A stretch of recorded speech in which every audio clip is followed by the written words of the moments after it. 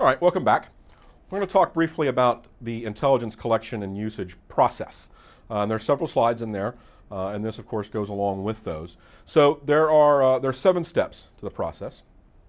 Requirements collection, processing and exploitation, analysis and production, dissemination, consumption, and feedback. Let's go through a couple of those. Requirements, intelligence isn't gathered in a vacuum. Agencies and individuals don't go out and just do whatever they feel like today when it comes to intelligence. They're always operating in response to specific requirements from lawmakers, from senior officials, from wherever they may be coming from, and they're working on answering very specific types of questions. What is this terrorist organization capable of doing to us today? That type of thing. They're not just out there doing what they want. Okay, so the first step in this whole intelligence process is how we lay out these requirements and make sure that everybody understands what we're looking for. And a lot of this leads to why our intelligence enterprise, going back a video, why our intelligence enterprise is so large and so complex, because we have so many requirements when it comes to intelligence gathering. Single agencies, even single agencies like the CIA that have multiple directorates and multiple areas of expertise, these single agencies are not the best suited necessarily to do every type of intelligence gathering or processing mission. So particularly at the national level, when we define requirements for Homeland Security intelligence, that really is going to require the input from a variety of different agencies. So collection is where we're actually going to be gathering data and information. We don't call it intelligence at this point. It is, for the most part, just raw data. It could be photographs, could be conversations, could be reports, could be satellite images, a variety of different things come in and are collected. So there's a bunch of different types of intelligence that we talk about here. Human intelligence, or HUMINT, which is your traditional spy movie, where we have people talking to people, passing along information, right? We have humans inside an organization or inside an area that are passing information back to us. In many ways, this is both the most reliable and unreliable. It's also the most difficult to manage. We have signals intelligence, where we're intercepting electronic transmissions, radio, cell phone, television, anything that emanates a radio signal can be picked up and transcribed, copied, and used. Imagery intelligence, any type of remote sensing. So satellites, unmanned aerial vehicles or drones, all of these are capturing imagery that can be brought back and looked at. So the last one I want to point out is open source intelligence, something that you've all used probably today. If you've been to Google and you've Googled something, you are using open source intelligence. The reality is there is a lot of information out there already at your fingertips. And believe me, anyone who is tasked with, going back to the requirements section, finding out information about something is going to use all of the open source means that they can. So that's your web searches, your Google Earth, Facebook, Twitter, all of that comes into that open source area, and it's becoming a more and more important part of our intelligence process. Processing and exploitation, step 3. There's a couple slides in there which kind of illustrate this. One is a satellite image. Without someone to process that image, determine time of day, time of year, scale, things like that, it's just a picture. In order to become useful information, which will hopefully become intelligence, it's got to be processed, it's got to be exploited.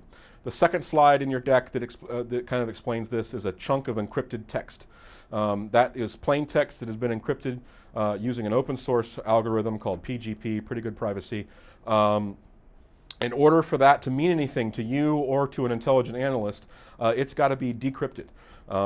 And so that could be from a technical process where computers work at that until they can extract the plain text from the crypto, or maybe they have from another source the actual password or key which will open that. But the point is, in order to use that block of encrypted text in anything, you have to know what it says, and that's part of exploitation. So that's all done before it gets to what we would consider to be the intelligence analyst, which then gathers, step 4, gathers all of this information and data, looks at patterns, determines what is good and what is not, and produces actual intelligence. Intelligence meaning This is the information we have in this specific context. This is the capabilities that we think this organization has. This is how they could use them against us in this specific area. So information is one thing. We've got to put it in context and make it apply to us in Homeland Security or what other field we're in. We've got to make it apply to us before we can really consider it to be intelligence. Step 5, dissemination. Intel in my hand is great. I need to make sure this gets to the people that need it. The decision makers, the people working in the field, the people working counterintelligence, counterterrorism. However, part of that is the same thing as I can't just post this on the internet and let everyone see it. So dissemination means I need to get it to the right people and as well keep it away from the people who don't need access to that information. Consumption.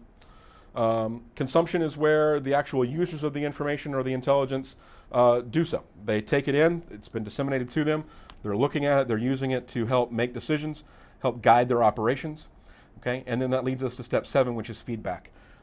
And it loops right back around to that requirements section where you look at this piece of intelligence, say, yes, this fits my needs. No, it does not. It needs to tell me this. These questions are still unanswered. And that feedback goes back into the requirements section, and that whole loop starts again. So much in the policy arena and the Homeland Security arena and the emergency management arena is this type of cycle. Okay, we don't just do one thing and finish it, wipe our hands and move on. Everything tends to feed back into the front of that loop and start these processes over again. All right, one last quick point, and we've already covered a lot of this, the post 9/11 changes to Homeland Security intelligence.